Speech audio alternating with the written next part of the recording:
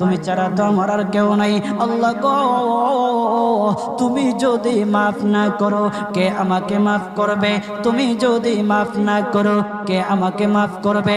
তুমি যদি আমাকে মাফ করো তাহলে তোমার কোনো দিকে কমবে না, তুমি যদি আমাকে মাফ না করো তোমার কোনো দিকে বাড়বে না।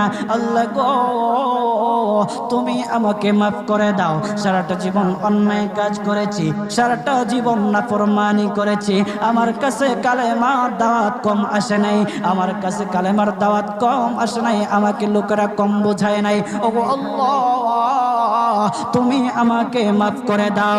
মাফ না করলে কোথায় যাব, কার কাছে যাব?